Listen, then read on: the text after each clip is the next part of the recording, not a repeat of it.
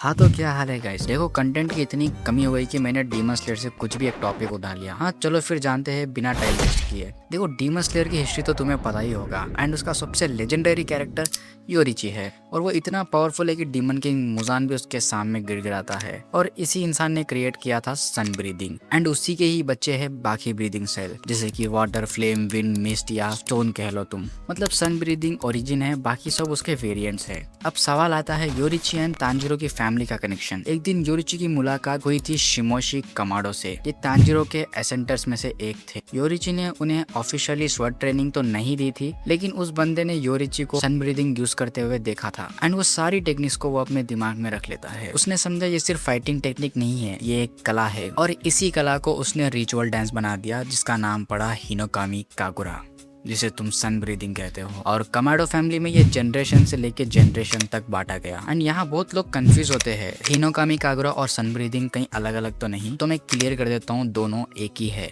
अब सुनो, तांजिरो के फादर एक नॉर्मल कोल बेचने वाले थे, यानी कि कोयला। वो फिजिकली वीक थे, हमेशा बीमार रहते थे, लेकिन एक अजीब बात थी, वो पूरी रात बिना रुके हिनोकामी कागुरा परफॉर्म कर सकते थे।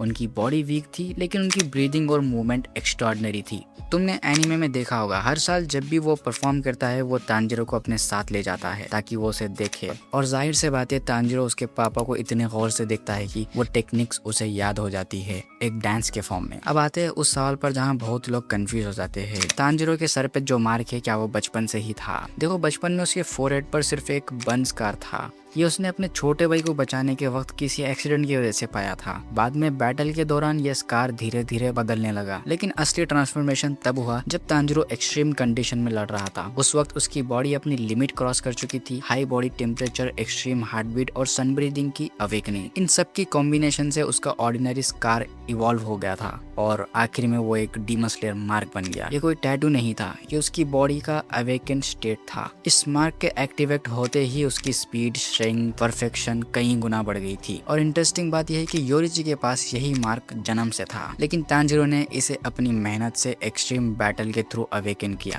जैसे कि नारुतो में शारिंगन अवेक होती है। और इसके आगे की स्टोरी तो तुम्हें पता ही होगी। तांजिरो एक दिन कोल बेचने जाता है और तब वापिस आता है तो उसकी पूरी फैमिली मर चुकी होती है एंड उसे दिखती है जिंदा सिर्फ एक ही, वो उसकी बहन नेजुको। लेकिन बुरी बात यह थी, वो डीमन बन चुकी थी। देखो तांजिरो इतना पावरफुल क्यों है, उसके पीछे है एक 400 साल की पुरानी लेगेसी, एक फैमिली जिसने एक डांस को कभी मरने नहीं दिया, एक फादर जिसने बिना कुछ समझाए अपने बेटे को उसका फ्यूचर दिखा दिया, और एक लेजेंड जिसे हम योरिची के नाम से जानते हैं। और बताओ कैसी लगी वीडियो, क्या इसका पार्ट 2 होना चाहिए या तुम्हारे पास कोई भी डाउट है कमेंट में जरूर बताना, उस पर वीडियो में जल्दी ही लाऊंगा।